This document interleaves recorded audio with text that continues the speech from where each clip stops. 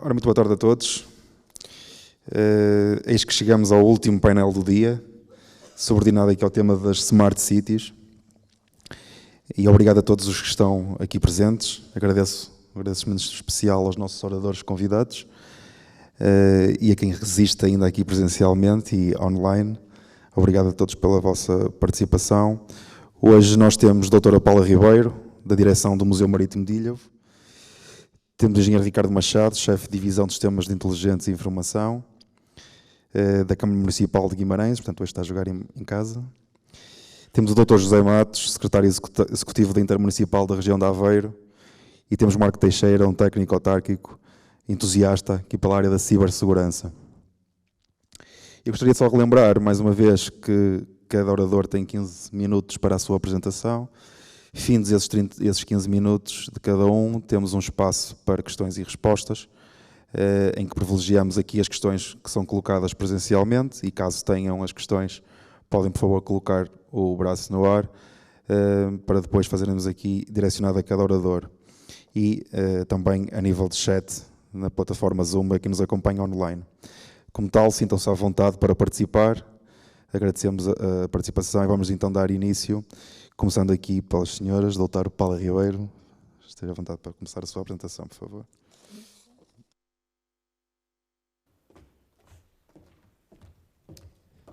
Então, boa tarde a todos. Obrigada por persistirem. Quero agradecer ao Airmaze pelo convite. Quero cumprimentar todos os autarcas presentes e todos os colegas que em municípios, seja em serviços administrativos, sejam outros, como em museus, aqui estão. Então, eu vou iniciar apresentando Pode continuar.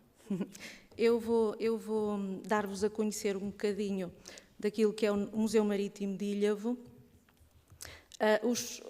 O grande desafio que temos em mãos, que é tornar o nosso museu acessível a todos.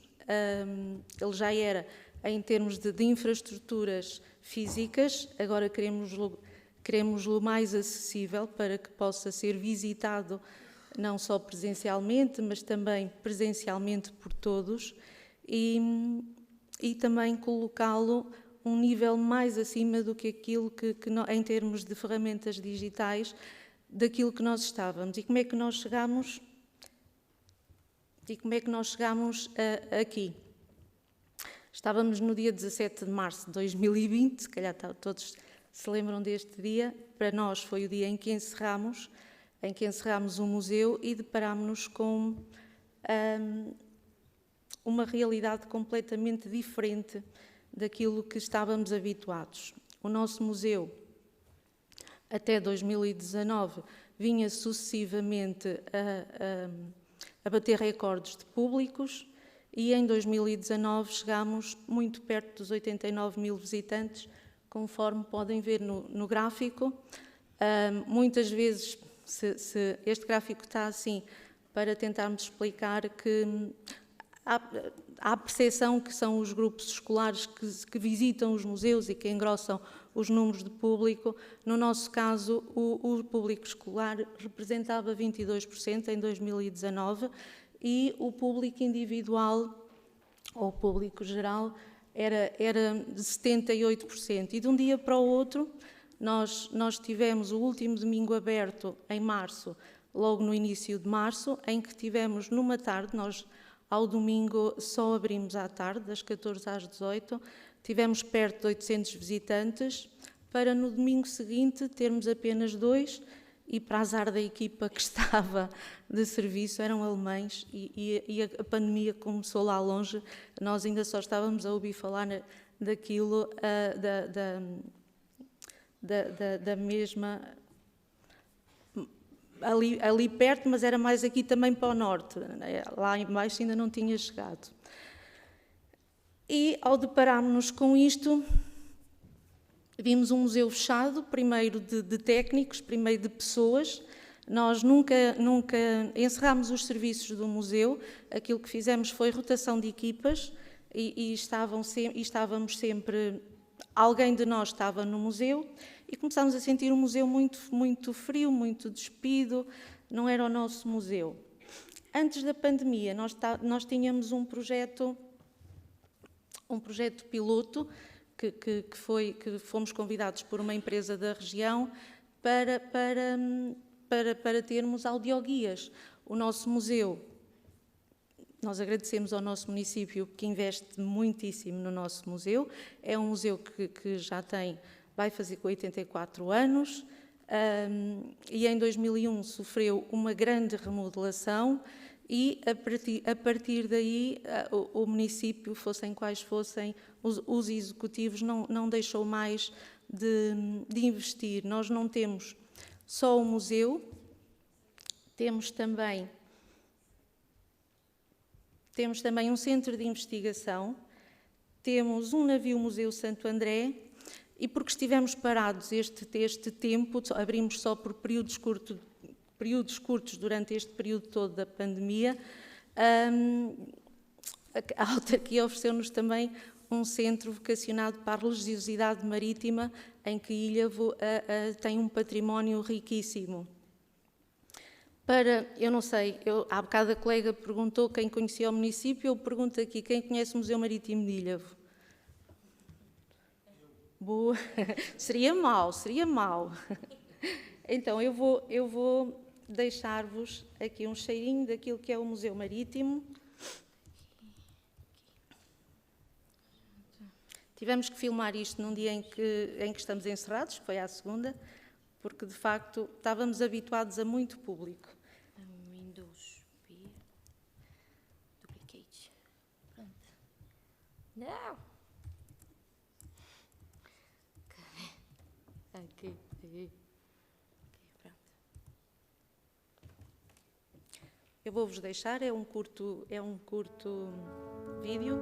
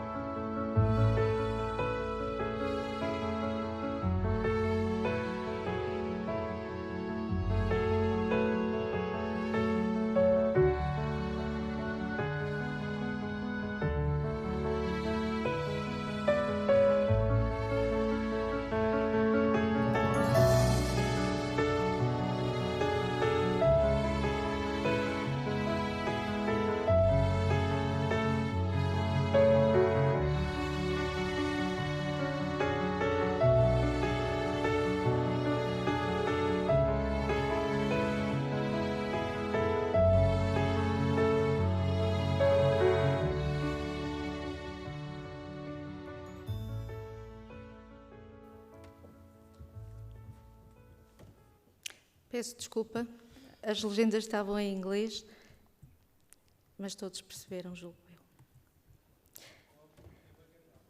Code é bacalhau, é. Sim.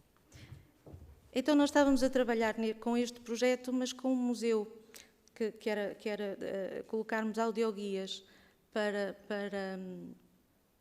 nos ajudar na gestão de público. E com a pandemia verificámos que isso não nos iria servir. E porquê? Porque nós encerrámos, ficámos fechados, aguardámos, o museu nunca mais abria, a pandemia nunca mais passava e, no entretanto, o que é que fomos fazendo? Tínhamos que continuar a contactar com o nosso público. Continuámos a ter projetos de comunidade, tivemos uma radionovela, trabalhámos com as pessoas idosas, com os séniores e trabalhámos também com a nossa rádio, Ilhavo tem a Rádio Terra Nova, que é uma estação de rádio local, e conseguimos ter um programa semanalmente em que convidávamos vários atores do museu, vários homens que contam a história e a memória daquilo que foi a história que nós contamos, que já perceberam que nós, no Museu Marítimo de Ilhavo, contamos a história e a memória também da pesca do bacalhau, da última grande saga transatlântica do país, em que, desde meados do século XIX até 1974, navegámos com veleiros para ir pescar, buscar bacalhau aos mares gelados da Terra Nova e Groenlândia. Portanto, era de facto uma aventura atravessar aquele mar do Atlântico Norte para ir buscar bacalhau, que durante o Estado Novo foi uma indústria que foi muito promovida em termos até de campanha, de propaganda política. Era o retorno de Portugal ao mar. Quando nós retomámos a pesca do bacalhau na nossa região já se fazia desde a época dos descobrimentos, depois com o reinado dos Filipes deixámos de o fazer, passámos a importar bacalhau dos ingleses, sobretudo, e depois retomámos esta aventura em meados do século XIX. É essa a história que contamos-la através da nossa cultura material, do nosso património, no Museu Marítimo de Ilhavo, que se prolonga depois no nosso centro de investigação, que tiveram a oportunidade de ver, e agora também no Navio Museu Santo André, que desde a pandemia que está encerrado, e lá está, a nossa autarquia decidiu em boa hora aproveitar para nós, primeiro para lhe fazermos obras de remodelação. É um navio muito antigo, é o último que existe da frota bacalhoeira portuguesa com a arte de arrasto lateral, de redes, portanto, e também, já nesta fase final, antes da reabertura, brindar-nos também com um centro ligado à religiosidade do mar, em que estes marítimos eram também muito religiosos e deixaram, em termos de cultura material, muito daquilo que eram as suas aflições, através dos ex-votos, através das festas aos seus santos devotos. E é esse património agora que nós temos para gerir.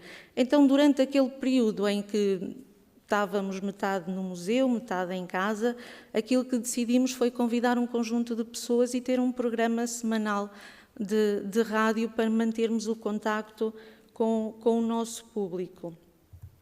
Decidimos também fazer algumas visitas, não online, durante este período. Muitos professores nos desafiaram a criar visitas online, ou seja, ligávamos-nos ao computador da professora, que por sua vez ligava-se ao computador dos alunos, mas nós achámos que esse não era o caminho. Então, fizemos também uma série de vídeos que se podem ver na net, mas achamos que o museu merece a visita e também merece o contacto, já que somos muito ricos em cultura material. O nosso Dia Internacional dos Museus foi celebrado nesse ano, em 2020, sobretudo digitalmente. Em 2021 abrimos exatamente para comemorar o aniversário do museu e aí deparámos, nós queremos mais. Estávamos em maio e os audioguias não nos iam servir porque nós já não tínhamos só, não queríamos só, antes disso deixem-me só fazer um apontamento aqui. nós também, nos períodos em que reabrimos, ou seja, se recordam, em 2020 abrimos 2 meses, julho e agosto, fechámos em setembro. Nesse período nós, a cultura pedíamos e os museus podiam receber pessoas, mas com muitas condições. Eu tinha salas onde podia receber 25 pessoas, mas também tinha logo salas a seguir em que só podiam estar 5 pessoas ao mesmo tempo. Portanto, nessa altura formaram-se grandes filas para entrar no museu, porque era a conta-gotas. E nós não tínhamos capacidade, em termos de recursos humanos, para fazer visitas individualmente a cada grupo. Aliás, deixámos de fazer visitas de grupo. E queríamos, depois desta paragem, queríamos algo que respondesse a isto. Falámos com os nossos colegas da autarquia, do Gabinete de Comunicação, e alguém nos sugeriu, em boa hora, que devíamos falar com a Wiremaze. E o que é que nós fizemos? Bem, primeiro tínhamos que arranjar dinheiro, então candidatámos o projeto, primeiro construímos o projeto e candidatámos o projeto à Rede Portuguesa de Museus e também a um programa de apoio do Turismo de Portugal. A parte da acessibilidade, a parte das ferramentas digitais ficou para a Rede Portuguesa de Museu e, no seu conjunto, temos um investimento só para estas ferramentas de cerca de 52.000 euros. E há que trabalhar. Veio as eleições, desenhámos o produto que queríamos com a Wiremaze. Quero aqui agradecer ao Carlos, depois também à Marisa e ao Pedro, que não está cá, que nos ajudaram, mas sobretudo o Carlos comigo ajudou-me a construir e com o meu colega de direção este produto. E qual era o produto? Nós queríamos uma aplicação em que a pessoa entrasse no museu e pudesse fazer autonomamente a visita. Ora, o Carlos explicou-nos que isso está tudo muito certo, mas vocês têm que ter essa informação em algum sítio. O nosso site já estava, e está, se vocês forem visitar, um bocadinho ultrapassado, porque também já está datado, também foi construído graças a um financiamento. E ok, então tínhamos a app, tínhamos o site e vamos aqui aproveitar. O museu precisava todo de ser mais acessível, não só pessoas com dificuldades, mas em termos de línguas estrangeiras, nós temos algumas folhas de sala, em algumas salas em francês e em inglês, mas que não são suficientes. Então, vamos criar este produto, assim como o nosso site já o era, vamos criar este produto e que cada pessoa pode aceder, seja de nacionalidade for, pode aceder e descarregar a aplicação e visitar-nos.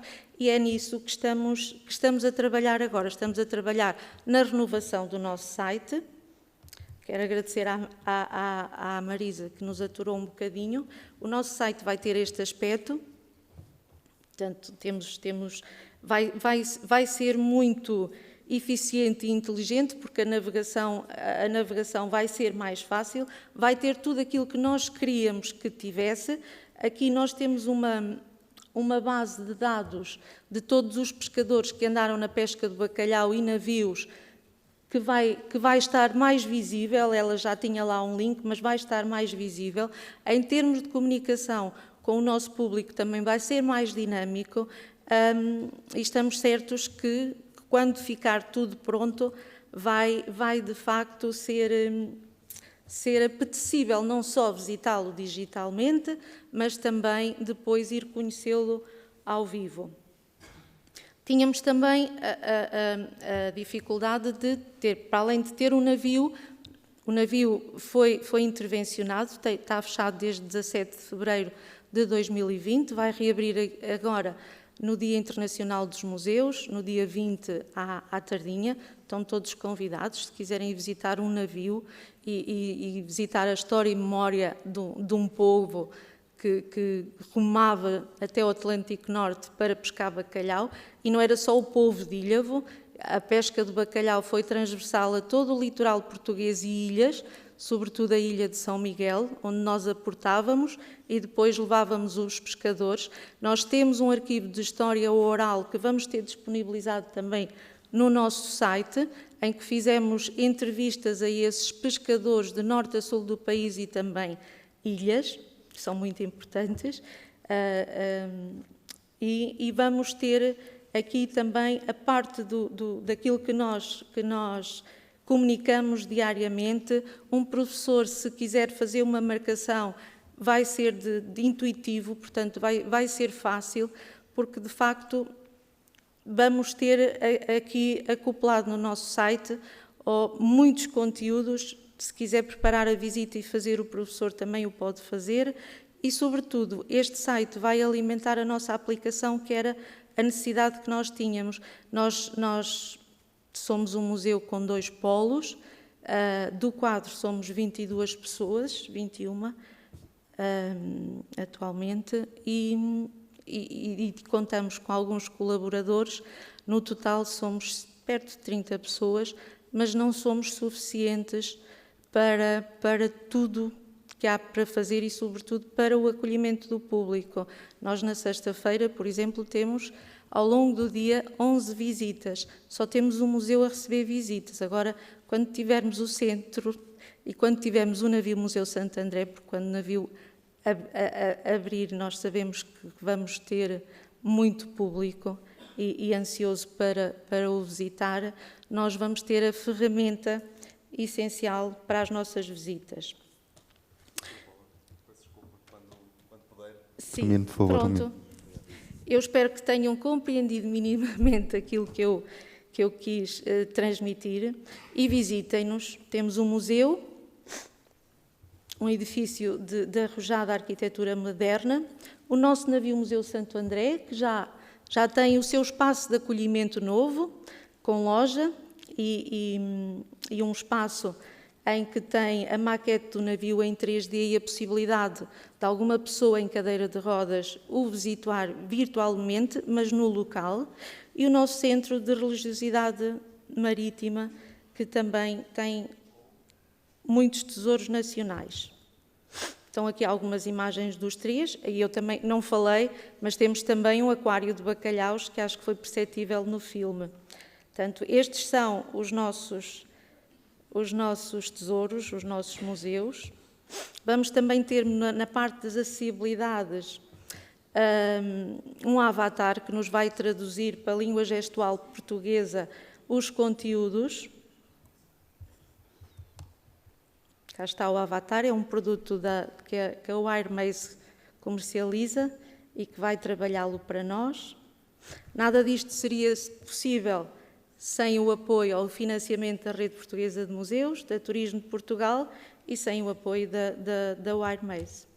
E prontos, naveguem connosco em águas profundas ou à distância de um clique. Muito obrigada. Muito obrigado, doutora Paula Ribeiro, por nos deixar todos com muita vontade de ir à ilha visitar o Museu Marítimo. E, de facto, tantos espaços culturais encerrou esta pandemia, não é? E o Museu Marítimo também, mas sempre com esta questão de proatividade e com a questão presente da acessibilidade e da informação acessível para todos, superou as expectativas e cá está para receber os seus visitantes, agora com menos limitação, pelo menos. Muito obrigado. De seguida temos Ricardo da Câmara Municipal de Guimarães, por favor.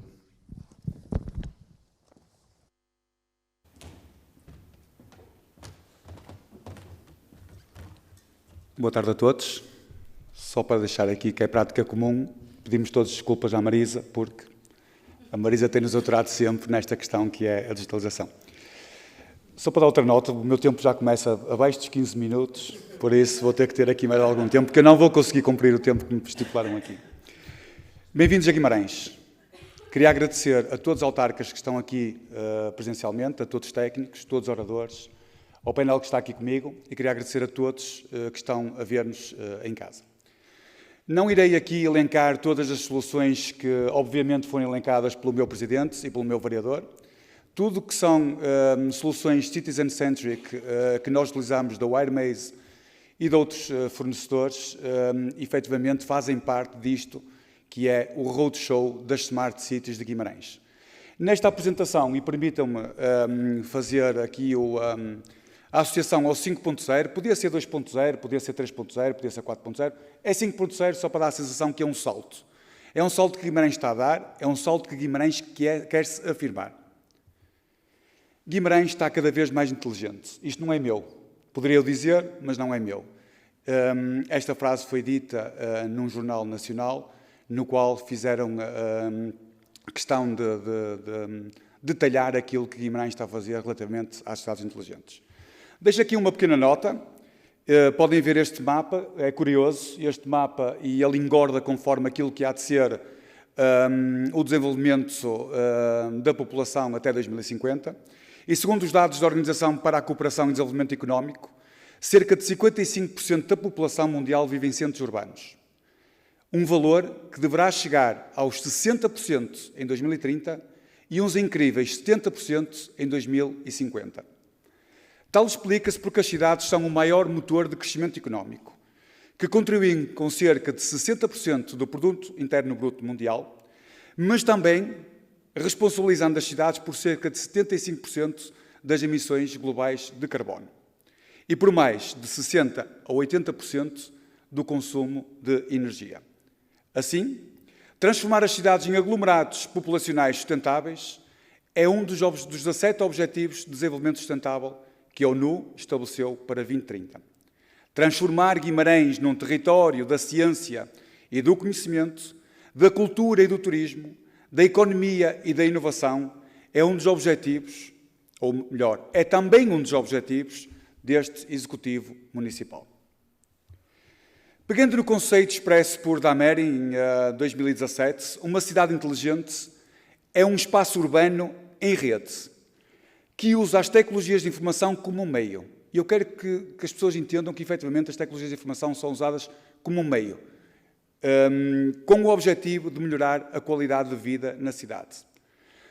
Utilizando aquela expressão que o Sr. Presidente da Câmara Municipal de Guimarães utilizou hoje de manhã, a tecnologia não é um todo, mas sim aquilo que eu referi. É um caminho, é um meio para atingir um fim. E, neste caso, o fim daquilo que se pretende para Guimarães é a melhoria da qualidade de vida da nossa cidade. Contextualizando um bocadinho o território, Guimarães é uma cidade com cerca de 242 km², quase 160 mil habitantes. É uma cidade singular, onde o património convive com a inovação, onde a ciência trabalha com a cultura e onde a indústria respira com o social. Exemplo disso é o caminho que a cidade tem vindo a trilhar. Em 2001, vimos o nosso centro histórico a ser considerado como Património Mundial da Humanidade. Em 2012, Capital Europeia da Cultura. E em 2013, Cidade Europeia do Desporto. E entre 2015 e 2018, Guimarães marcou passo como sendo um território que abraçou a transformação digital da sua cidade. Em 2020 e este ano, Guimarães tem vindo a afirmar-se como uma cidade inteligente. Integrou, em 2020, o desafio das 100 cidades inteligentes, e, em 2022, foi reconhecida como uma das 100 cidades com a ambição para atingir a neutralidade carbónica em termos de clima até 2030. Onde estamos? Onde é que Guimarães está? O que é que Guimarães está a fazer? Eu vou-vos deixar com um pequeno vídeo para que possam, e para que não ocupe este tempo todo, estes 15 minutos, mas que possam sentir, ouvir, ver Guimarães e o trabalho que Guimarães está a desenvolver.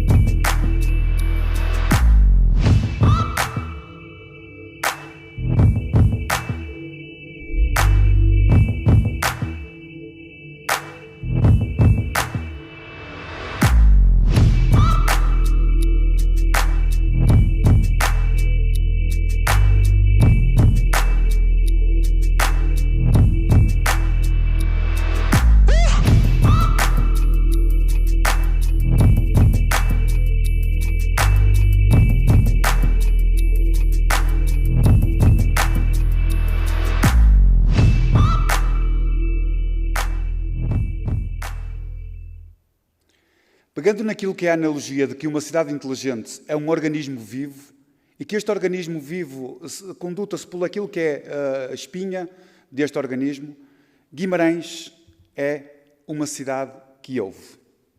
Guimarães é uma cidade que ouve as necessidades dos seus cidadãos. A monitorização e a analítica no vertical da mobilidade, permitindo assim a gestão de tráfego e estacionamento em tempo real, é uma ferramenta importante para o desenvolvimento de territórios de baixas emissões, em virtude de possibilitar a redução de emissões resultantes do tempo de circulação à procura de lugar para estacionar, ou ainda de situações de congestionamento. Nestas medidas, que estão aqui elencadas, pretende-se então, e está sendo levado a cabo, a monitorização de cerca de 1.900 lugares de estacionamento, sendo que 1.000 são estacionamentos de superfície e 900 são lugares subterrâneos, mediante um sistema de monitorização híbrido, que recorre àquilo que são os sensores de chão a sensores de vídeo analítico, permitindo assim a informação em tempo real aos condutores e aos cidadãos, através de uma aplicação turn by turn com o cálculo da sua pegada ecológica e o controle através da ligação ao Laboratório de Interpretação e Inovação Urbana de Guimarães. Ainda neste vertical, a cidade transformou aquilo que são as travessias pedestres normais, as chamadas passadeiras, em travessias inteligentes e de acalmia de trânsito, promovendo assim a comunicação entre os pedestres, os motoristas de viaturas e fornecendo dados de valor acrescentado, porque é isto que interessa à cidade, são os dados de valor acrescentado, como, por exemplo, a velocidade, o tipo de viatura, a direção ou outros dados ambientais e de ruído. Ainda neste vertical, a cidade está a trabalhar igualmente em soluções que promovam a implementação de frameworks de bilhética integrada e de sistemas de informação em tempo real, para transportes públicos, privados, meios de transportes suaves, micromobilidade e mobilidade partilhada. No âmbito de uma candidatura Safe Call denominada Cooperative Streets, Guimarães está assim a conceber a solução de Smart Traffic, que visa monitorizar a gestão de tráfego, permitindo a interação com os serviços de emergência, mas também cruzar esta candidatura àquela que é a City Catalyst. E esta candidatura que vai atribuir efetivamente valor àquilo que são os dados que são disponibilizados na cidade, vai permitir cruzar estes dados de tráfego, aos dados de ambiente, aos dados de ruídos, com vista à criação de modelos analíticos e preditivos e também proativos que recorrem à inteligência artificial para o apoio na tomada de decisão. Nas últimas décadas, Guimarães procurou alicerçar a sua estratégia na disponibilização de mais e novos serviços digitais ao município.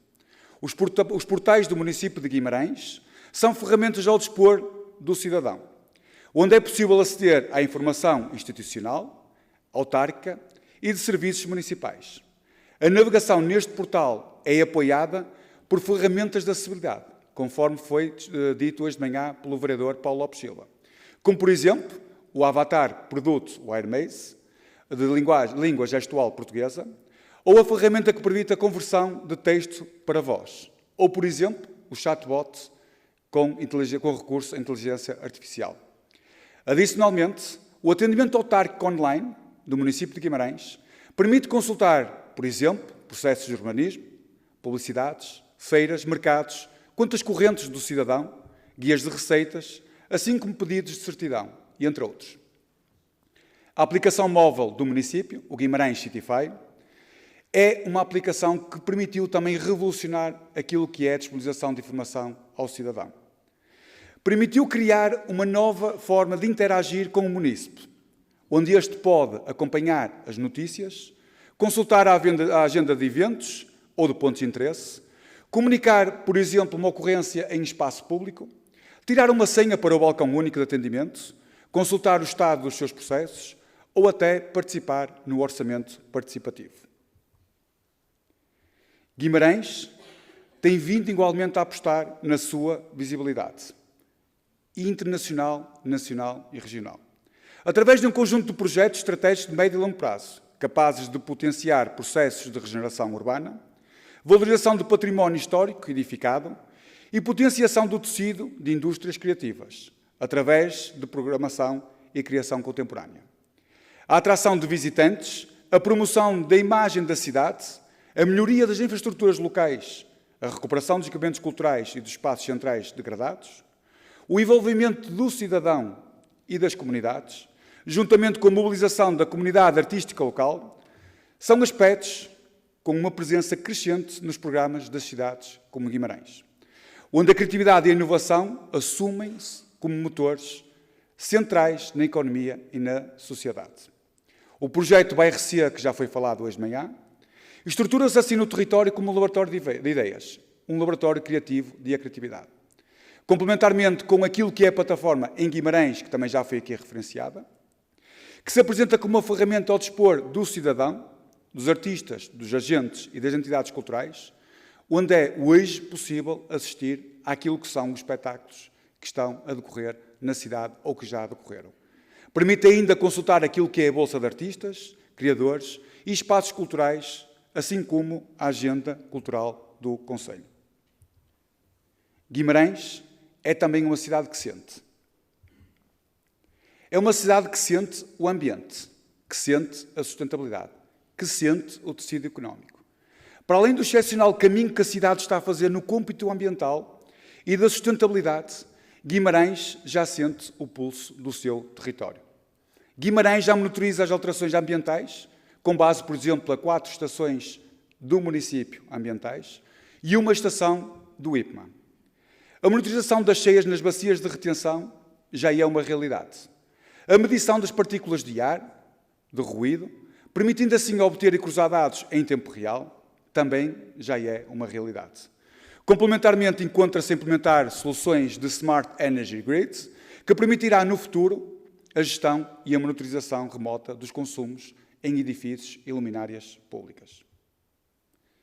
Para complementar este apoio económico, e na época excepcional que nós vivemos, o Presidente da Câmara Municipal de Guimarães, Dr. Domingos Bragança, vislumbrou o desenvolvimento de uma plataforma digital, uma plataforma de vendas de produtos e serviços, uma plataforma que permitisse comunicar entre as lojas e o cidadão, resultando assim naquilo que é hoje o Guimarães Proximity City. Esta framework, baseada numa tecnologia híbrida de marketplace e e-commerce, visa fornecer aos comerciantes locais uma solução gratuita para venda e entrega de produtos online. Por outro lado, Guimarães lançou o projeto iNovin, que visa monitorizar projetos já implementados e promover estratégias inovadoras para a transição digital das empresas e indústrias nas áreas da indústria 4.0, robotização, internet das coisas, inteligência artificial e sensorização. Guimarães é uma cidade que vê. É uma cidade que vê os dados que recolhe do tecido urbano. É uma cidade que utiliza os dados de valor acrescentado. O Laboratório de Interpretação e Inovação Urbana, juntamente com aquilo que é a Plataforma de Inteligência Urbana, permitem que a gestão em tempo real da cidade apoie o suporte à tomada de decisão. E este centro integrará as verticais do ambiente, de mobilidade, turismo, educação, desporto, saúde, economia, cultura, entre outros. Basicamente, todos verticais que integram aquilo que é o tecido urbano. No que concerne à informação ao público, o videowall do município permite assim ter uma visão integrada da cidade. Permite que o cidadão conheça aquilo que está a acontecer na sua cidade, que sinta o pulso da cidade. E este centro irá ainda integrar aquilo que é o Min Access Point, um ponto de acesso a dados de mobilidade, bilhética integrada e sistemas de informação em tempo real das cidades do quadrilátero.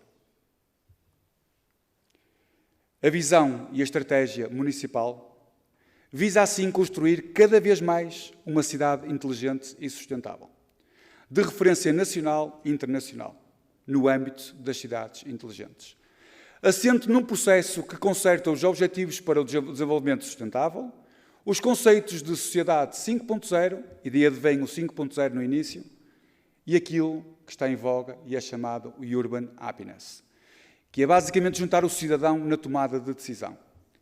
Esta estratégia prevê a experimentação no espaço público, através do Guimarães de Invilab, criando assim um laboratório de futuro e da criatividade que trabalha os verticais que vão desde a cultura até à mobilidade, da qualidade do espaço público à gestão e à ciência, à promoção do desenvolvimento económico ao social. Esta visão assenta na construção de uma cidade interligada que pretende utilizar o mobiliário urbano para acondicionar infraestruturas tecnológicas, como, por exemplo, redes 4G, 5G, Wi-Fi, carregamento de veículos elétricos, sensores, paquímetros, entre outros, reduzindo assim aquilo que é o ruído visual das nossas ruas. Num futuro próximo, Guimarães tem sido, nas últimas décadas, nacional e internacionalmente, um laboratório na vanguarda das políticas públicas, na procura de uma sociedade mais inovadora, mais sustentável, mais digital, mais apoiada na cultura e na educação, em conjunto com aquilo que são as universidades que temos na cidade e todos os centros de conhecimento que nelas gravitam.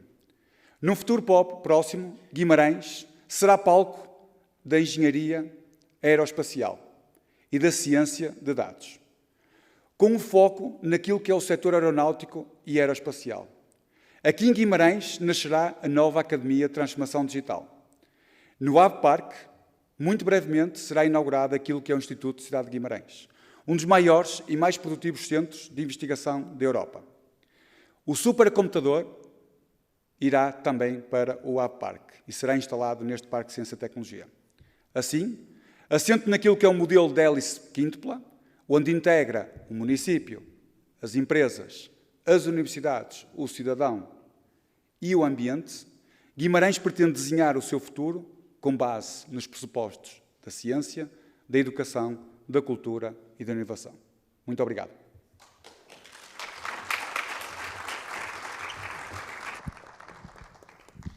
Muito obrigado, Ricardo.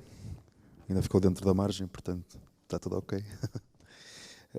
Guimarães, de facto, tem sido pioneiro numa série de soluções e de plataformas que permitem a resolução de problemas por parte da população, de quem vos visita, de quem reside, para os vimaranenses, que depois também possibilitam um conjunto de dados que depois vocês podem trabalhar e usar para promover mais cidadania e melhor cidadania também.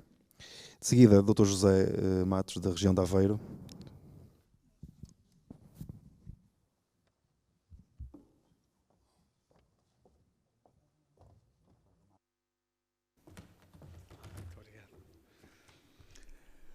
Bom, muito boa tarde. É um privilégio vir a Smart Guimarães fazer a curta apresentação que vou fazer. Gosto muito de Guimarães, de facto, além do aspecto histórico, de facto é uma cidade muito interessante, tem um enorme clube de futebol, e isso também ajuda à gestão. E é um gosto, de facto, estar cá. Enfim, eu gosto muito do Minho e faz-me bem também sair da beira da ria e da beira do mar, onde estava consideravelmente mais fresco do que está aqui, para poder vir aqui, enfim, sentir estas emoções. Naturalmente, isso é possível graças ao Air Maze, e quero agradecer, enfim, não só a simpatia, como também, enfim, a relação ativa e dinâmica que temos. Quero naturalmente saudar os meus colegas de painel e todos quantos cá estão e os que cá não estão, aproveitando os meus próximos 14 minutos de fama para vos falar de algumas das questões que nos têm animado lá na região de Aveiro. Como sabem, as comunidades intermunicipais, enfim, são uma camada acima do poder autárquico, muito distante ainda daquilo que seja um poder regional, mas, no fundo, esta função, e há 21 comunidades intermunicipais no país e 2 áreas metropolitanas, que são Porto e Lisboa, no fundo, completam aqui algumas das necessidades que, basicamente, se percebe que podem ter melhor resposta se forem assumidas numa perspectiva intermunicipal ou supramunicipal, articulando aqui um conjunto de interesses nem sempre fáceis, ou a maioria das vezes difícil de conciliar, que é das câmaras municipais respectivas. Porque Portugal tem, de facto, um sentido municipalista muito forte.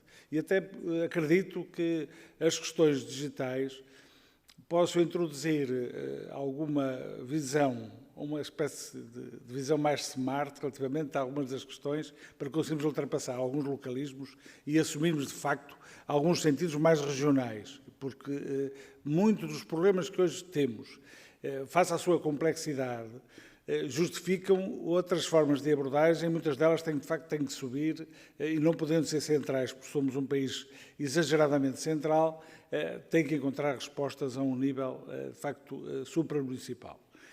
E, no fundo, o nosso contributo enquanto comunidade intermunicipal da região de Aveiro, no nosso caso, é, de facto, esse, tentar encontrar as áreas onde faz sentido que uma comunidade intermunicipal possa atuar e possa, no fundo, potenciar aquilo que são as capacidades dos municípios.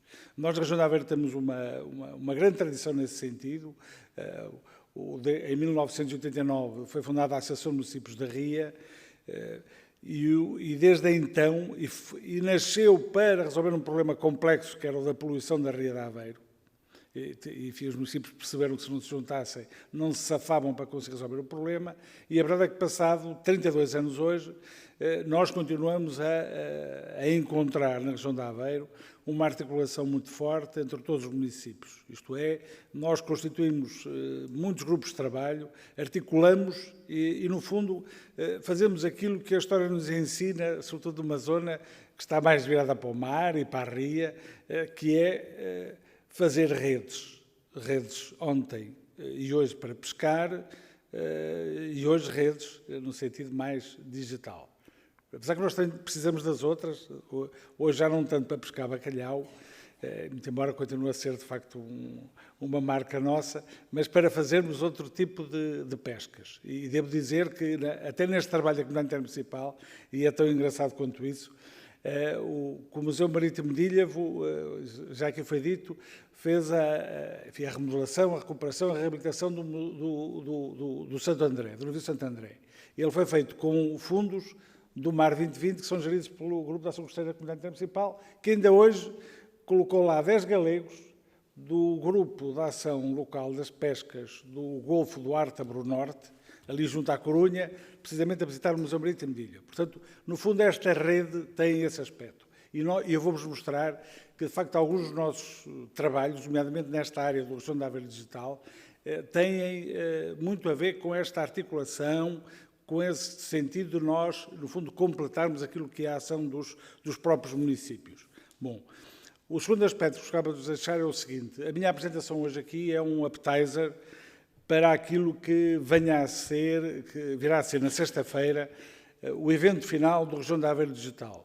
Nós entendemos que, após 4 anos de projeto, cujo desenho vos vou mostrar, faria sentido juntarmos todos. Juntarmos públicos e privados. A Wiremaze vai estar lá e, no fundo, iremos fazer um bocadinho este ponto final dos entregáveis que todos tivemos e da construção que fizemos. E fizemos conjuntamente, e eu sobre isso vou-vos fazer. Portanto, na próxima sexta-feira, às 10 da manhã, dia 13 de maio, enfim, que é um dia relativamente, que é abençoado, enfim, para quem acredita muito, façam o favor, aquilo vai ser transmitido, portanto vão à região de Aveiro e apanhem a transmissão, porque vão encontrar uma série de empresas tão boas ou quase tão boas como a Wiremaze a dizer o que é que andaram a fazer nestes últimos anos na região de Aveiro. E, no fundo, percebendo eu e apreciando eu, nomeadamente esta apresentação de Guimarães que foi feita, basicamente o que nós fazemos é, no fundo, acrescentar aqui camadas àquilo que é o trabalho dos próprios municípios. E há um conjunto de municípios na região de Aveiro que, no fundo, faz um trabalho muito interessante também nesta área. Enfim, e o que nós fazemos é o que é que nós podemos acrescentar aqui. Pronto. É exatamente esse exercício que eu vos vou tentar fazer. Bom, a região de Aveiro é isto, este mundo que tem 11 municípios e, no fundo, vocês percebem que esta questão desta relação que se estabelece com a RIA não só justifica o nosso ar mais náutico ou mais marítimo, enfim, e já viram essa explicação, mas depois, enfim, provavelmente também nos empurra para tomarmos soluções que sejam mais integradas no trabalho que sempre fazemos há muitos anos com a própria Universidade de Aveiro. Bom, conclusão, montamos esta operação do Região de Aveiro Digital na sequência de outras. Eu lembro bem do Aveiro Digital, que foi um projeto bandeira com esta dimensão e com esta escala intermunicipal, que na altura, enfim, há cerca de 20 anos, conseguiu instalar em cada uma das freguesias dos 11 municípios o espaço internet, enfim, o que é a velocidade da luz, e na altura isto era tão importante. E depois tivemos um outro projeto muito interessante, que é o RAPIS, Região de Aveiro, Partilha e Integração de Serviços. E nós estamos a falar, de facto, de uma matéria que é espantosamente complexa. Como é que podemos fazer a partilha e a integração de serviços dos níveis municipais? Bom, pronto. Os objetivos deste RAD, depois desta história, é, de facto, modernizar e aproximar o nível de serviço entre os municípios. Nós já falámos nisso, eu já falei nisso, nós temos uma lógica profundamente municipal, cada um faz o que quer e, basicamente, quem quiser ir a Guimarães e era o risco que nós tínhamos, pedem-lhes umas coisas, se for a Famalicão, pedem-lhes outras. A lei é a mesma, mas a interpretação que é dada nem sempre é a mesma. E o que nós sentíamos dos agentes públicos e privados era esta dificuldade, mas que raio, como é, porque é que eu vou ali, pedem-me 10 e vou ali, pedem-me 11. Ou 12, ou 13, enfim, depende do dia. O que é que acontece? E o que nós fizemos foi esse trabalho de tentarmos, vamos olhar para isto, o que é que nós podemos fazer aqui. Depois, trabalharmos isto numa lógica de uniformização intermunicipal. Bom, os municípios são autónomos, isto é uma regra sagrada. Agora, o que é que nós podemos trabalhar mais aqui? Não há harmonização, mas há uma aproximação relativamente às práticas municipais. Depois, reforçarmos e capacitarmos os recursos. Há municípios que têm uma grande capacidade e há outros que têm uma menor capacidade. E estamos a falar, no caso concreto, de uma região, de uma comunidade intermunicipal junto ao litoral. Mas mesmo assim, todos nós sabemos, mesmo admitindo que Portugal é todo o litoral, que só tem 200 km, que há, de facto, diferenças sensíveis. E, no fundo, o objetivo foi suprir algumas das insuficiências que alguns dos municípios, e alguns porque são mais pequenos, outros porque têm outras lógicas, não conseguiam ter para conseguir responder àquilo que são as necessidades do dia-a-dia. E, basicamente, fazemos esse exercício de usarmos mais as tecnologias, sabendo bem como elas são importantes. Bom, o que é que nós propusemos neste Região de Aveiro Digital? Enfim, 4 grandes áreas de atuação: o atendimento multicanal, a reengenharia e desmaterialização de processos, as plataformas colaborativas de apoio à gestão, o IT Governance e Management. Enfim, eu hoje vou falar só de algumas plataformas, não vos vou falar de que todos os municípios têm hoje faturação eletrónica, que estamos a trabalhar com uma central de compras comum também, que avançamos para o cadastro do património público, que é uma questão crítica e que nós estamos a trabalhar. Vamos dar outros exemplos, como verão a seguir. Bom, foram identificadas 22 atividades e já agora gostávamos de dar uma nota que tem a ver com isto. Enfim, foi de facto uma complicação para a nossa dimensão, que foram 41 processos de contratação. Isto é tudo muito complicado, de facto, o nível de exigência hoje é muito grande. E depois gostávamos de falar de uma coisa que se chama Comitê de Acompanhamento, que tem assim um ar um bocadinho diferenciador, mas que no fundo o que é que fazia? Nós fizemos até hoje 58 reuniões mensais, presenciais e digitais, de todos os interlocutores, as empresas que iam lá prestar contas e todos os municípios. E este modelo de governança, que de facto não é fácil de fazer avançar, permite de facto criar uma cultura comum relativamente àquilo que são os objetivos possíveis. E portanto deixo este exemplo, que é só um exemplo, da dificuldade deste trabalho, mas também das oportunidades que ele gera. Bom, um exemplo, relativamente às bibliotecas municipais, o que nós fizemos foi uma coisa tão simples como isto: criar uma única base bibliográfica, um portal de pesquisa e uma única base de registro de utilizadores. Nós temos 11 municípios, 11 bibliotecas e, portanto, cada um, se quisesse, um cidadão, inscrevendo-se numa, inscreve-se em todas, pode dali aceder também a todo o universo de livros, etc, etc. E, portanto, enfim, isto é aquela coisa, isto é o de Colombo, mas a verdade é que o Colombo, antes de o ser, não era. Bom, o outro exemplo que quero dar tem a ver com a questão dos portais autárquicos. Faço isto por deferência ao Armaze, isto foi o trabalho da Armaze. Bom, e no fundo o que é que nós fizemos? Fomos rever os sites todos para termos de facto uma imagem e uma interação comum com os cidadãos. Aquela ideia que eu vos dei da diferença na abordagem de cada um dos cidadãos em cada um dos municípios, e há empresas e há cidadãos que trabalham com vários municípios, e no fundo essa relação estabelece hoje de uma forma muito mais uniformizada. No fundo, criámos 6 novos sites, revimos outros 4 e, no fundo, fizemos aqui um esforço de melhorarmos esta comunicação e interação. Agora, passaria para aquilo que, só vamos dar um exemplo assim mais profundo, daquilo que é a matéria mais complicada, mais chata, mas também aquela que, no fundo, fará mais a diferença, sobretudo para quem está do lado de cá, que é o serviço online e reengenharia de processos. Isto, de facto, é pouco smart, porque mexe com muita gente e com muitas culturas, mas, enfim, é a única forma de se conseguir avançar alguma coisa. Bom, dos serviços online, o que nós quisemos criar foi uma cultura intermunicipal, um único modelo para 12 entidades, 11 municípios e a própria comunidade. Criarmos um catálogo de serviços intermunicipal comum, definidos os serviços pelo conjunto das 12 entidades, 17 áreas de competência mais 400 serviços. Criámos um modelo único de formulário e ficha de serviço para na tal interação. Quem quer que fosse a cada um dos municípios encontrava a mesma solução. Fizemos isto com base nos requisitos e contributos dos municípios. Enfim, temos 11 portais de serviços online, todos a funcionar, como já perceberam. Enfim, fizemos aqui um conjunto de envolvimento muito grande dos trabalhadores municipais. Enfim, portanto, há aqui enfim, uma relação muito próxima e um grande trabalho de equipa, porque de outra forma, de facto, não seria possível.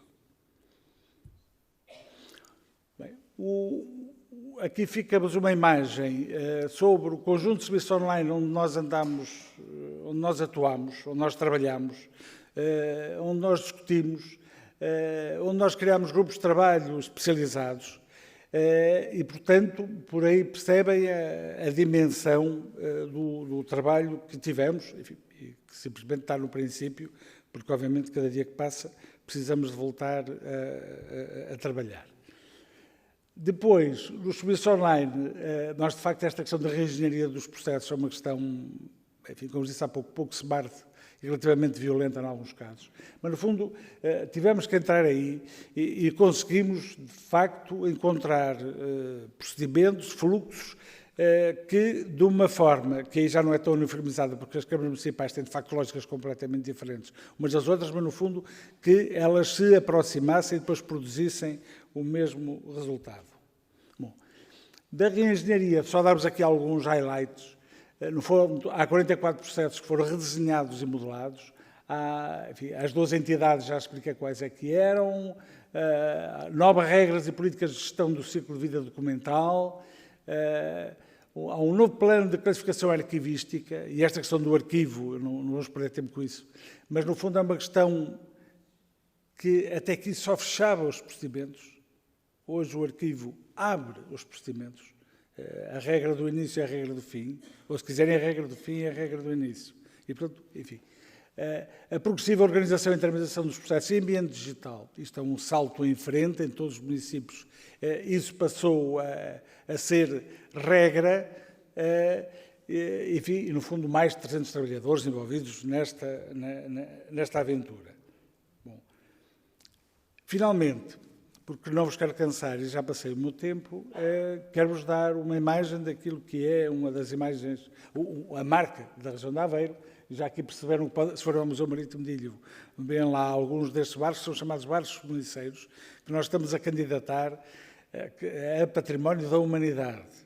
Enfim, pela sua relevância e como é ex-libris que é de toda uma região. E é só para vos convidar, querendo, no dia 9 de julho, a uma regata que nós organizamos.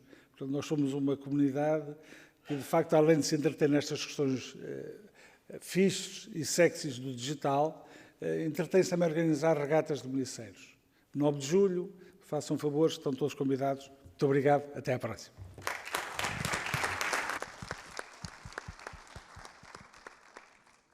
Muito obrigado, Dr. José Matos. Portanto, 9 de julho vamos primeiro ao Museu Marítimo de Ilhavo, não é? E depois fazer esta tal regata. De facto, foi um projeto, e está a ser um projeto de grande dimensão, com bastantes vertentes na área da modernização administrativa, que revela também um grande, e há que reconhecer isso, um grande trabalho por parte das autarquias nesta mesma renovação e nesta mesma redefinição quase da estratégia de comunicação das próprias autarquias. Portanto, parabéns por isso. E foi sobretudo, e tem sido sobretudo, um sem número de desafios, mas mais que desafios, se calhar mais oportunidades do que propriamente desafios. Muito obrigado. De seguida passamos então para o Marco Teixeira, que nos vai falar sobre cibersegurança, um tema bastante atual.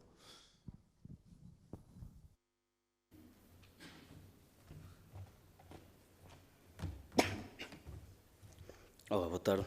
Antes de mais, peço desculpa por causa da voz. Hoje não está fácil, eu vou tentar fazer um grande esforço. Acima de tudo, agradecer ao AirMais pelo convite, cumprimentar os colegas de painel, a todos vocês que estão aqui na sala ou em casa, e dizer acima de tudo que eu não venho dar porrada em ninguém, atenção, ao contrário do que o colega Elidio Guimarães estava a dizer. Eu venho tentar fazer uma abordagem das Smart Cities, com tudo aquilo que está em voga, que é a cibersegurança, e nomeadamente levantar aqui algumas problemáticas e alguns desafios que estão inerentes. No fundo, eu vou enquadrar aqui, compreender as Smart Cities, muito genericamente fazer uma analogia e, nomeadamente, enquadrá-la com a questão da segurança ou cibersegurança. Bom, o desenvolvimento das Smart Cities, como nós, e ouvimos aqui por várias vezes repetir, não é uma decisão que veio da noite para o dia, tem tido uma grande evolução, desde as cidades que evoluíram dos tempos das cidades digitais, das cidades omnipresentes, da cidade verde, cidade conectada, sustentável. Podíamos descrever aqui um conjunto de exemplos, e aliás o colega de painel Guimarães há bocado demonstrou um conjunto delas. A verdade é que esta era atual, vê chegada com a tecnologia 5G, que tem uma grande velocidade, como nós conhecemos.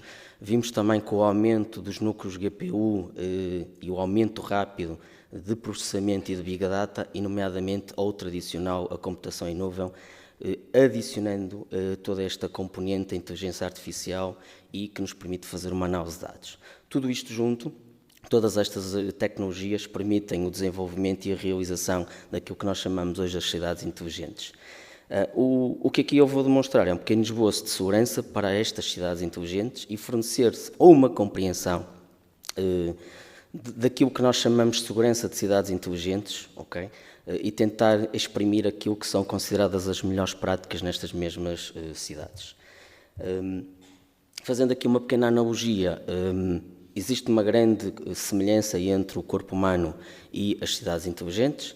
A vitalidade de uma cidade está ligada diretamente às suas operações comerciais e às suas atividades dos cidadãos. Se olharmos para o que compõe um ser humano, o cérebro, os sentidos e o corpo são exatamente aquilo que nós conseguimos comparar a uma cidade inteligente, ou neste caso às Smart Cities. Os nossos sentidos humanos, através do olho, do ouvido, do nariz, da pele, etc., permitem-nos colecionar e coletar informações, enviá-las para o nosso cérebro e, seguidamente, poder processá-las. Finalmente, o corpo humano fornece, e nesta analogia, todas as outras funções necessárias para sustentar a habitabilidade. Da mesma forma, podemos ver que uma cidade inteligente tem uma forma de construção semelhante à de um ser humano. Okay? Visualizando a segurança das cibercidades. Vamos aqui visualizar o problema.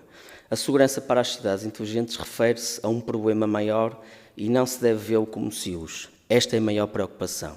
É que todas as cidades inteligentes colocam em cima das infraestruturas e temos a questão da energia, a questão da água, a questão das comunicações, todas elas de forma isolada. Efetivamente, precisamos de proteger o cérebro, o corpo e os sentidos de uma cidade inteligente, além de proteger os aplicativos desta cidade inteligente. Nós vimos aqui vários exemplos durante o dia de hoje, com centenas de equipamentos disponíveis e nós precisamos de proteger esses equipamentos. Obviamente que isto exige uma solução de segurança abrangente e total para, neste caso, protegermos esta cidade inteligente. Okay? Vamos deixar aqui o silo da questão da rede ORM, da questão da rede energética e vamos olhar para isto como um todo. Conforme podemos ver aqui nesta imagem, e isto é um exemplo muito exemplificativo, a solução de segurança não deve proteger a cidade dos invasores de fora da cidade, mas, acima de tudo, deve também proteger as suas infraestruturas, a sua conectividade, os seus aplicativos e os seus serviços. E muitas vezes isto é claramente esquecido. Olhando para o que proteger, nós ao projetarmos as soluções de segurança para as cidades inteligentes, precisamos de examinar vários fatores. O que há a proteger? Quais são os objetivos finais dos invasores e quais os tipos de ataques que eles vão desenvolver? Para nós entendermos isto, há que proteger uma cidade inteligente, precisamos de analisar os ativos. Temos os financeiros, as infraestruturas e os essenciais à vida. Aqui nós estamos a falar de recursos. No entanto, nós também precisamos de proteger as pessoas. E quando eu me refiro às pessoas que vivem nesta cidade, que trabalham, que trazem a pool de talentos e a força de trabalho para esta cidade e que apoiam essencialmente nestas operações comerciais e, acima de tudo, conseguem impulsionar a economia desta cidade. Estes serviços municipais, em última linha, também são muitas vezes esquecidos. Quando nós estamos a falar em proteger, é preciso não esquecer a saúde pública, o abastecimento de água, a eletricidade, os serviços de saneamento e de esgotos, a própria polícia, os serviços que prestam serviços de ambulância, etc. Os atacantes podem ser tentados, muitas vezes, a atacar devido à riqueza desta cidade, de uma outra cidade, os recursos que ela tem, muitas vezes roubando e sequestrando, como nós ouvimos muitas vezes, os seus ativos. No entanto, nem todos os atacantes são atraídos pelo roubo, e isso é uma verdade hoje maior do que era há uns tempos atrás. Outros dos grandes objetivos finais incluem as invasões e muitas vezes estão interessadas em criar aquilo que tem acontecido, o caos. É muito fácil interromper serviços, é muito fácil colocar um semáforo não funcional e daí provocar um acidente, desligar as comunicações de uma operadora e a própria proteção civil não conseguir comunicar. Além disso, a maioria dos ataques são maliciosos e estes geralmente enquadram-se em duas grandes categorias. Os ataques que interrompem as operações comerciais da cidade e os ataques que perturbam a vida dos moradores dessa mesma cidade. É importante garantir o abastecimento de água. Isto pode parecer um bocado estranho. O que é verdade é que este é um desenho, um esquema americano de todo o ciclo de tratamento de água e, para terem uma noção, a contaminação de água é um evento considerado crítico. Aqui em Portugal desconheço se existe alguma forma de trabalhar este tipo de ataques. No entanto, os Estados Unidos têm uma grande preocupação com este tipo de ataques, porque os terroristas podem recorrer ao envenenamento e este pode ser feito em qualquer um dos pontos do próprio tratamento do ciclo da água. Obviamente que isto origina, como podem imaginar, resulta na morte e até na doença das pessoas. Só para terem uma ideia, apesar de não serem públicos, são muitas as tentativas de ataque deste tipo de contaminação ao abastecimento de água. Proteger o fornecimento da energia. Eu aqui gostava só de deixar um parênteses e fui falando às vezes em algumas conversas. As câmaras municipais, os municípios, as juntas de freguesia, normalmente veem a questão da energia muito distante. É uma preocupação do fornecedor. Não. Proteger a fonte de energia e o fornecimento da mesma é fundamental para as cidades inteligentes. É extremamente importante que a geração pode ser interrompida e nós, interrompendo o fornecimento de energia, temos claramente toda a interrupção de todo o processo e de toda a análise que estamos a ter. As cidades inteligentes devem ter uma grande robustez e uma grande capacidade de se integrarem e estarem isoladas contra estes ataques. É extremamente importante e muitas vezes as câmaras municipais não têm essa preocupação de ter 1001 recursos de recorrer e ter sistemas alternativos de fornecimento de energia. Bom, isto pode ser aqui um bocadinho polémico, mas a verdade é que as redes de comunicações existentes usadas para suportar, podemos dizer que são razoavelmente seguidas. Não existem muitos incidentes. Pronto. Eu sei que agora vou-me atacar com a questão da Vodafone, é verdade, podem-no fazer, é uma realidade recente. No entanto, para uma cidade, os requisitos de segurança não podem só ser vistos como requisitos de segurança. Temos que dizer que a segurança está acima de tudo o resto. E se até hoje tínhamos a segurança, então nós devemos de aumentar a escala em 100% àquilo que já dizíamos o que era a segurança. Isto porque as pessoas esperam que uma cidade inteligente tenha realmente uma segurança acima da segurança normal das cidades que nós podemos considerar normais. Estão aqui alguns exemplos de como proteger as várias redes a proteger e podem achar estranho, mas uma rede ORM pode pôr em causa o fornecimento de energia.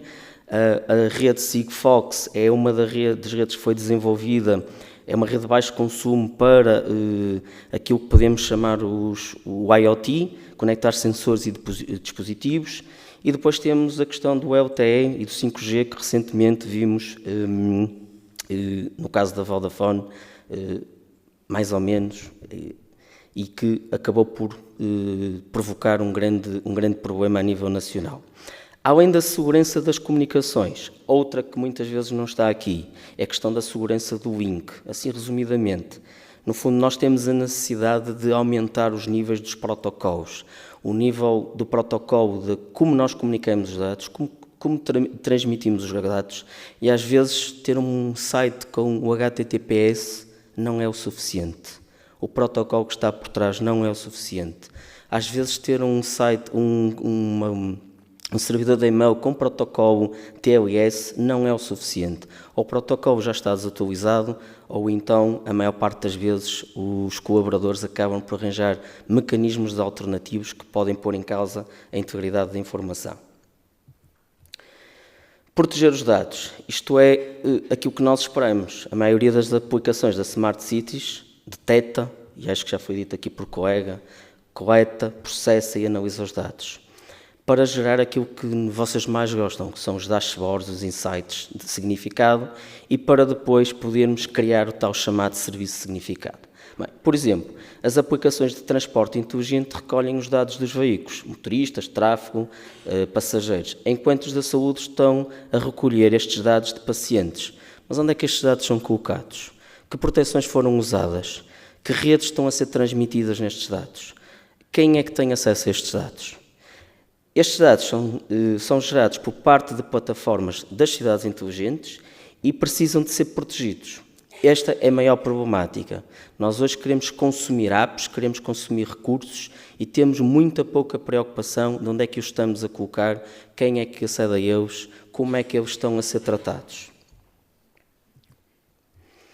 Estes são dois exemplos, podia descrever milhares deles, são dois grandes exemplos de incidentes de violação de dados. Neste caso, estamos a falar mesmo de vazamento de dados pessoais, um feito pela Equifax, em que perdeu dados dos clientes do Citibank e do Santander Chartered. Estamos a falar de um fornecedor de serviços que tinha alojado os seus dados de outro cliente e que os dados foram vazados. Outros dos exemplos é o caso do Santander, também aí descrito, e que provocou algum ruído. Só para vos dar uma ideia, um vazamento, toda a gente ouviu falar de um hacker nacional que está aí na moda, em que fez um conjunto de filtração de dados. Eu vou dar esta referência muito interessante e é só um pânico que eu fico quando olho para os dados que foram alvo deste leak e percebo que mais de 100 registros estão lá colocados com indicações de câmaras municipais. Estamos a falar de um site de encontros que é o Badu.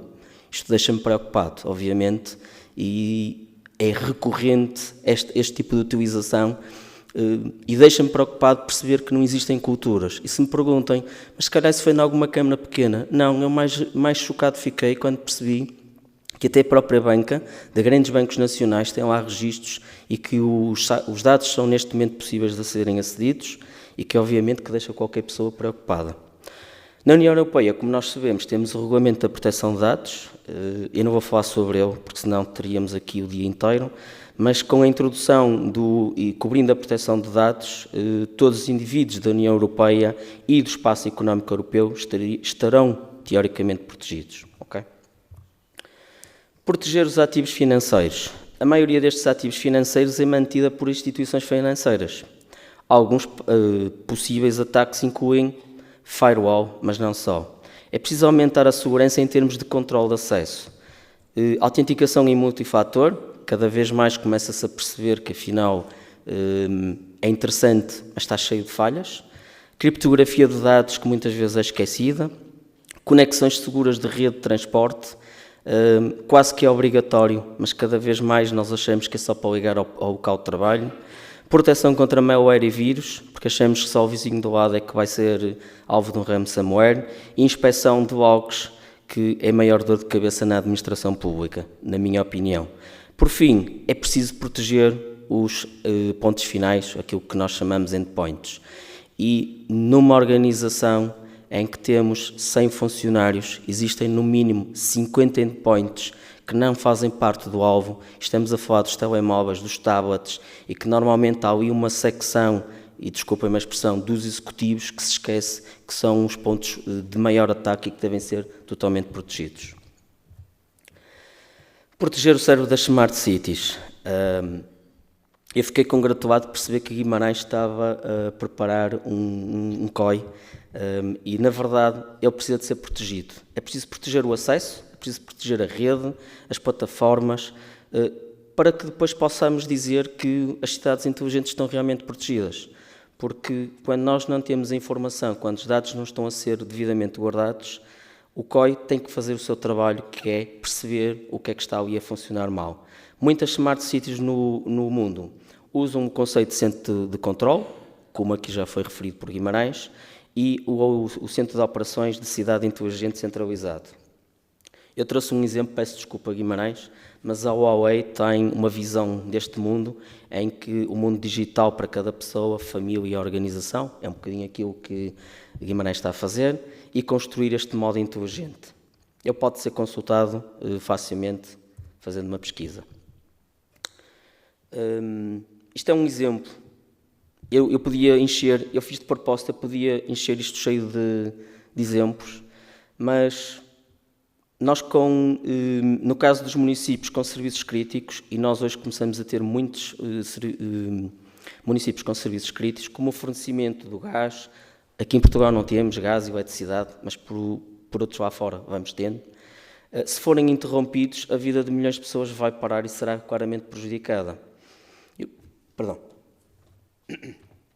Eu recentemente estava a ouvir uma Assembleia Municipal, não de onde trabalho, e curiosidade, ouvi que era debate municipal bem infusivo o fato de um semáforo estar com problemas e que estava a provocar o constrangimento de trânsito e, nomeadamente, acidentes.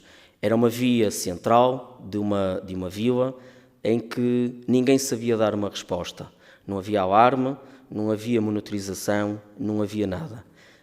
Este mesmo constrangimento tinha provocado acidentes, não consegui perceber se estes acidentes deram em algo mais grave, mas a verdade é que naquele caso pode não ter sido um ataque de um hacker, mas se calhar com um centro de monitorização seria mais fácil para uma cidade conseguir obter estes dados e corrigi-lo em tempo útil.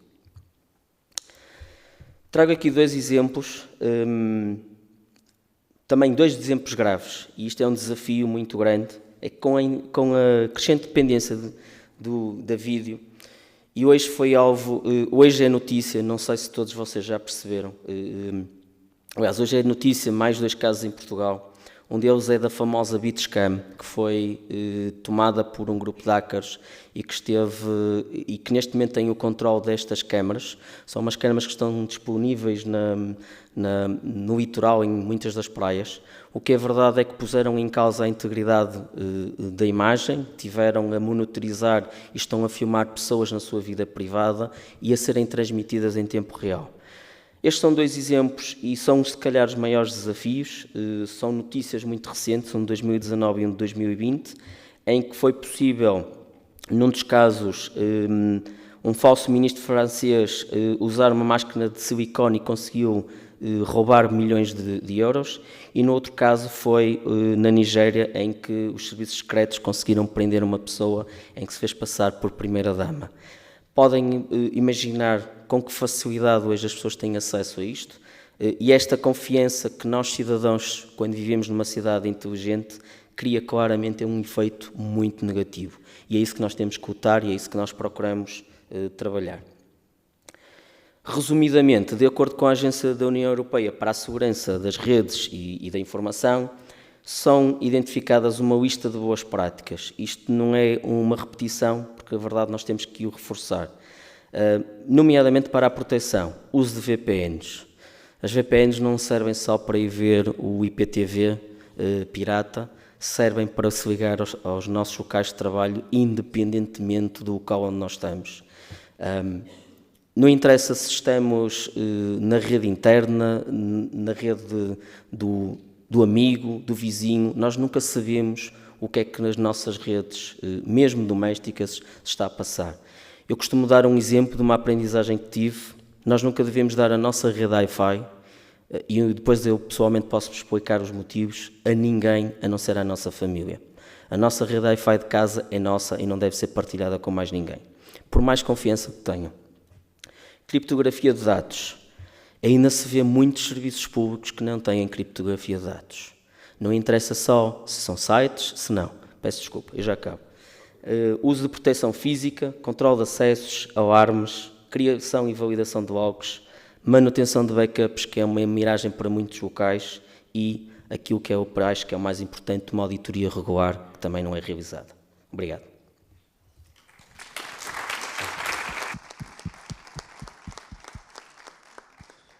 Muito obrigado, Marco, por nos trazeres aqui um tema bastante pertinente e bastante atual, e de alguma forma alertar-nos todos para os recursos que têm que ser protegidos e para os dados que têm que ser salvaguardados, até porque cidades mais protegidas fazem também cidadãos mais tranquilos e melhor a qualidade de vida. Nós estamos mesmo no limite aqui do tempo para este painel. No entanto, eu queria perguntar aqui presencialmente se temos aqui alguma questão que possa ser interessada a um dos oradores. Não? Muito bem. Nós também online também não temos nenhuma questão, mas eu tenho aqui uma para vocês que eu queria que vocês respondessem um a um, começando aqui pela doutora Paula Ribeiro, que é, cada vez mais as cidades estão cada vez mais interligadas, cada vez mais são digitais, cada vez mais têm pontos de acesso a dados, a todo tipo de dados. A minha questão é o seguinte: que futuro é que terão que serão as Smart Cities? Qual é que acham que será o futuro das Smart Cities, tendo em conta tudo o que está a acontecer e tendo em conta também aquilo que será a modernização tecnológica e inovação tecnológica com a digitalização cada vez mais crescente? Qual é que será então o futuro que prevêem para estas Smart Cities?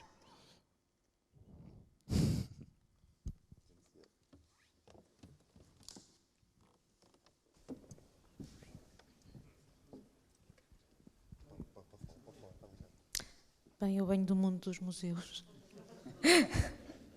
Estou aqui assim um bocadinho deslocalizada, mas que futuro? Eu espero que ajudem sobretudo os cidadãos a ter uma vida mais facilitada e que consigamos desfrutar da vida e ter à nossa disposição toda esta inteligência artificial a nosso favor. Quanto ao trabalho do museu, e graças também ali à região Cira, que em 2004, 2008, acho eu que foi esse o tempo, lançou o Aveiro Digital, e nós criámos também possibilitou-nos fazer a digitalização de mais de 21.000 fichas de pescadores e disponibilizá-las, libertando uma série de informação. Aqui não tem a ver tanto com as Smart Cities, tem a ver com o facto de protegermos dados, mas que neste caso já são dados históricos e que convém divulgar para que a história social do trabalho se possa fazer. Eu, relativamente ao resto, fiquei encantado com Guimarães. Acho que vou mudar para cá. O meu presidente não me ouça. E fiquei muito assustada agora. Pois, temos ali a região. O doutor José Matos, que ainda está um bocadinho acima do município e que também me pode puxar as orelhas. Mas fiquei assustada com esta última apresentação. Eu espero que todas as autarquias tenham os seus dados seguros. A minha sei que vai continuamente, tem estado continuamente a melhorar e fiquei mesmo assustada, portanto. Por isso é que eu deixei para o último, cada vez consegui digerir depois. Ricardo, em 2 minutos, consegue, por favor? Eu acho que consigo até em menos. Menos, pronto. Okay. Não, efetivamente, como é que eu vejo, ou como é que nós vemos aquilo que são as cidades, Marcos? Efetivamente, nós passamos de cidades, tecnocidades, que foram altamente tecnológicas, como disse há pouco o Marco, houve uma evolução da própria cidade em si, agora falamos daquilo que é, ou daquilo que são as Smart Cities, e eu penso que isto poderá culminar naquilo que é a Happy City, ou o Citizen-Centric, centrado no cidadão. Efetivamente, e quero relembrar que aquilo que foi dito aqui é que a tecnologia deve ser utilizada como um meio, porque todas as ações que tenham um mínimo de inteligência e um contexto urbano são ações Smart Cities. Estamos a falar, por exemplo, um corredor verde, desde que tenha um contexto, um propósito, é uma ação Smart City. Por isso, estas questões relacionadas com aquilo que são os dados e com aquilo que é a tecnologia que é utilizada como um meio para determinado fim, é efetivamente um meio. E aqui sim, aqui não digo aqui à colega Paula, não digo para ficar assustada relativamente a esta evolução, mas digo para ficar apreensiva. Apreensiva porque, efetivamente, se nós estamos no mundo digital, se estes dados estão algures no mundo virtual, efetivamente temos que criar condições e ações para que estes dados estejam seguros. Por isso, o futuro está próximo. Há bocado foi dito pelo Marco, a questão, por exemplo, da energia já é uma realidade, a questão da monitorização, mas efetivamente, desde que se façam, se criem estas pequenas ações em prol daquilo que é a qualidade de vida do cidadão, penso que o futuro parte um bocadinho por aí, para apoiar naquilo que é a tomada de decisão do cidadão, a tomada de decisão dos nossos executivos. Obrigado. Pois, eu respondi em 2 planos. O primeiro plano, enquanto cidadão, em que de facto há e nós há um bocadinho falámos os dois nisso, que é um bocadinho nesta falta de cultura, desde logo de segurança. Portanto, no que toca à questão da Smart Evolution, isto é, acho que hoje, nomeadamente nas escolas, o que nós percebemos é que há muito trabalho a fazer para que, no fundo, as escolas sejam um reflexo do que é o mundo hoje. E, de uma forma geral, as escolas não são um reflexo do que é o mundo hoje e, portanto, há aqui um delay que provoca muitos problemas de segurança e que depois reflete na sociedade. Nós, de facto, precisamos ter uma cultura de segurança e essa cultura ganha-se, nomeadamente através de campanhas de sensibilização, além do outro aspecto da educação. Isto é, nós estamos atrasados no que toca a essa matéria e, portanto, é um desafio que nós temos em termos sociais. Por outro lado, em termos institucionais, eu acho que a pergunta pode ser feita, de facto, assim, isto é, será que a Airmaze tem futuro? E eu responderia sim, porque o mundo de facto é necessariamente cada vez mais smart. Nós estamos já, obviamente, e vamos começar agora a explicitar qual é a nossa estratégia 2030 na comunidade intermunicipal, já construímos também com a Universidade de Aveiro e, obviamente, que esta área é uma área que necessariamente tem que continuar a ser trabalhada e, portanto, muitos dos aspectos que eu lhe falei têm que ser aprofundados. E só para darmos conta daquilo que foi esta pandemia que nós atravessámos da Covid, esta pandemia vai mostrar a importância e a centralidade do digital. Nós conseguimos fazer muita coisa porque, de facto, conseguimos dar passos rumo ao digital. E, portanto, mostrou que, de facto, mesmo para os menos céticos, que o digital é muito importante nas organizações e, sobretudo, nas organizações públicas, que têm que ganhar uma capacidade de interação, de comunicação, de relação com os cidadãos. E, no fundo, sempre achei, como ainda hoje acho, que, de facto, não será, digamos, a concepção smart que nos mostra a importância da relação com o cidadão. Essa tem que ser um emblema dos serviços públicos, que eles sim têm que ser smart na perspectiva de se aproximarem mais do cidadão. Muito obrigado. Marca a doutora Paula pode ir descansada. Bom, a mais pergunta é descansada. interessante e eu ponho isto em duas perspectivas também já aqui abordadas. É uma questão de educação. E basta ver o exemplo de um jornal desta semana que toma em foco meia da primeira página questões relacionadas com a cibersegurança, quando no próprio dia um clube tinha sido campeão nacional. Isto muda logo imediatamente todo o paradigma e da forma como as coisas estão a ser vistas. O que é certo é que, também como disse aqui o Dr. José Matos, que ele precisa de começar de pequenino. E é verdade que a nossa educação ainda está a uma distância muito grande no primeiro ciclo, e podem achar estranho, porque as nossas crianças já lidam com estas tecnologias desde muito cedo, de ter esta envolvente com a educação da cibersegurança e da segurança. Ela é inevitável, independentemente de tudo, ela cria valor, ela cria tudo. Agora há sempre o aspecto de seguridade que muitas vezes é esquecido. Nós não podemos esquecer que para termos um serviço operacional e muitas vezes exigido, e nomeadamente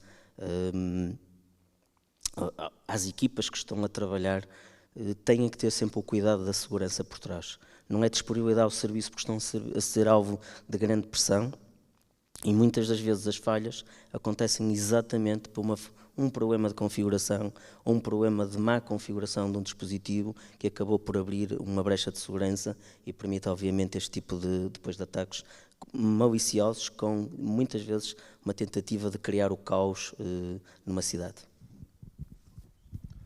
Muito obrigado, Marco. De facto, às vezes, como dizia o Presidente da Câmara Municipal de Caminho hoje de manhã, às vezes é importante regressar ao básico, não é?